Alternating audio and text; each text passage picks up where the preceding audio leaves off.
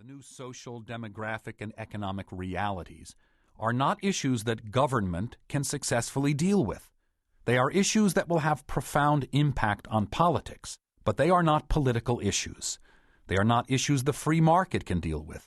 They are also not issues of economic theory or even economic policy. They are issues that only management and the individual knowledge worker, professional or executive, can tackle and resolve.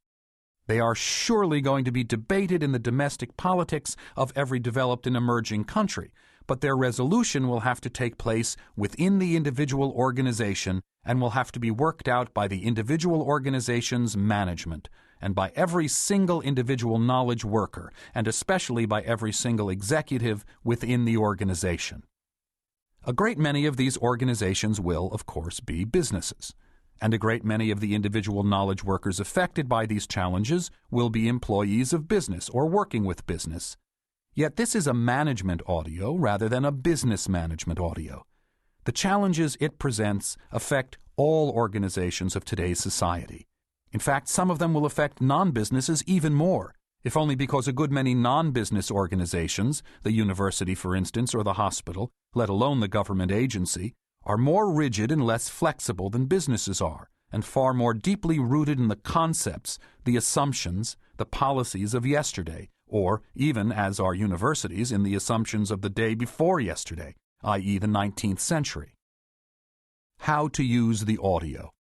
I suggest you listen to a chapter at a time. They are long chapters.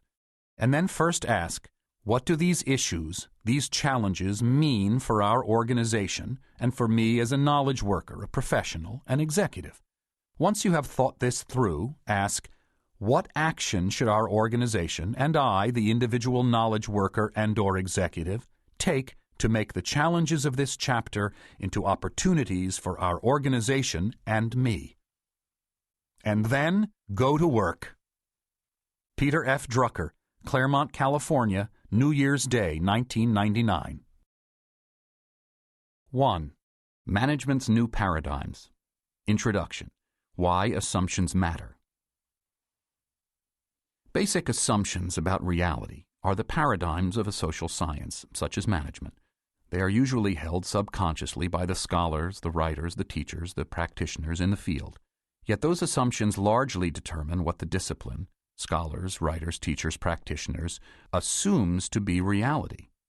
The discipline's basic assumptions about reality determine what it focuses on. They determine what a discipline considers facts, and indeed what it considers the discipline itself to be all about. The assumptions also largely determine what is being disregarded in a discipline, or is being pushed aside as an annoying exception. They decide both what in a given discipline is being paid attention to and what is neglected or ignored. A good example is what happened to the most insightful of the earlier management scholars, Mary Parker Follett, 1868-1933. Because her assumptions did not fit the realities the budding discipline of management assumed in the 1930s and 1940s, she became a non-person, even before her death in 1932, with her work practically forgotten for 25 years or more. And yet we now know that her basic assumptions regarding society, people, and management were far closer to reality than those on which the management people then based themselves, and still largely base themselves today. Yet, despite their importance, the assumptions are rarely analyzed, rarely studied, rarely challenged, indeed, rarely even made explicit. For a social discipline such as management, the assumptions are actually a good deal more important than are the paradigms for a natural science. The paradigm, that is, the prevailing general theory, has no impact on the natural universe. Whether the paradigm states that the sun rotates around the earth or that, on the contrary, the earth rotates around the sun, has no effect on sun and earth. A natural science deals with the behavior of objects. But a social discipline such as management deals with the behavior of people and human institutions. Practitioners will therefore tend to act and to behave as the discipline's assumptions tell them to. Even more important, the reality of a natural science, the physical universe and its laws, do not change, or if they do, only over eons rather than over centuries, let alone over decades. The social universe has no natural laws of this kind.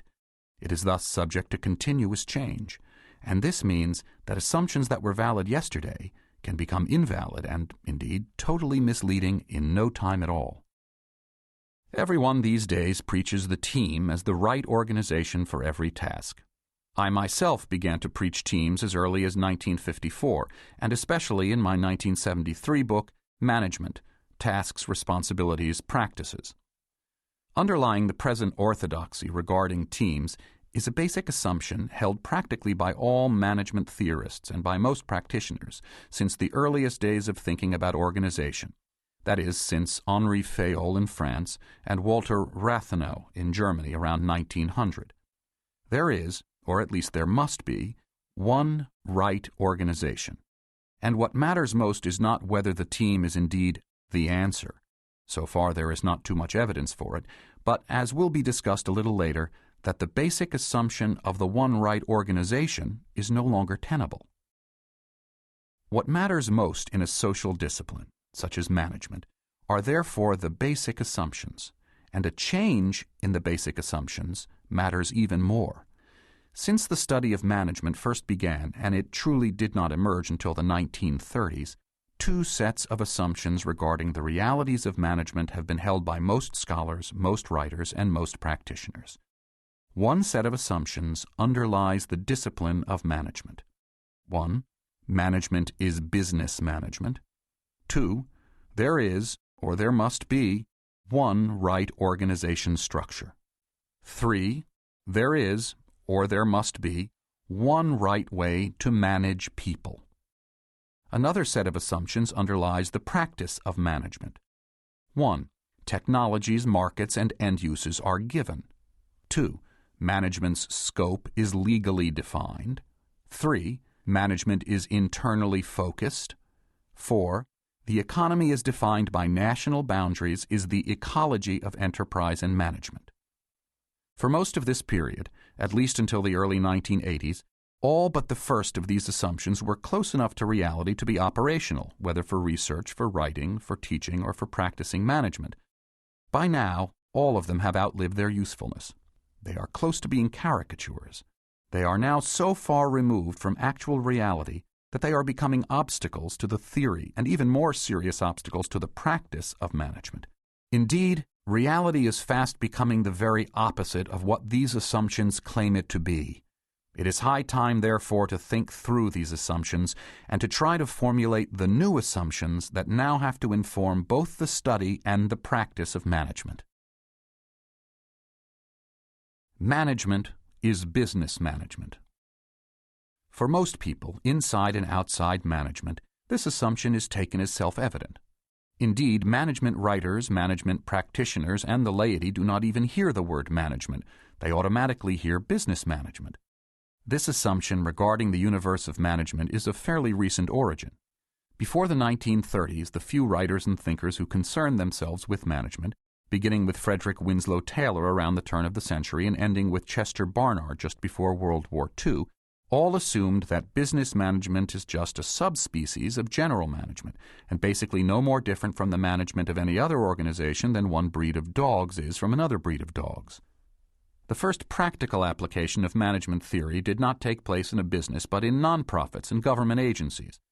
Frederick Winslow Taylor, 1856 to 1915, the inventor of scientific management, in all probability also coined the terms management and consultant in their present meaning. On his calling card, he identified himself as consultant to management, and he explained that he had intentionally chosen these new and strange terms to shock potential clients into awareness of his offering something totally new. But Taylor did not cite a business, but the nonprofit Mayo Clinic as the perfect example of scientific management in his 1912 testimony before the Congress which first made the United States management conscious.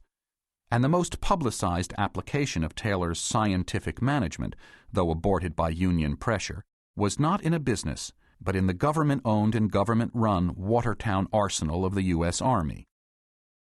The first job to which the term manager in its present meaning was applied was not in business. It was the city manager, an American invention of the early years of the century. The first conscious and systematic application of management principles, similarly, was not in a business. It was the reorganization of the U.S. Army in 1901, by Elihu Root, 1845 to 1937, Theodore Roosevelt's Secretary of War. To keep listening to this audiobook, I've left you a link in the description so you can do it, at no cost thanks to Audible's 30-day free trial.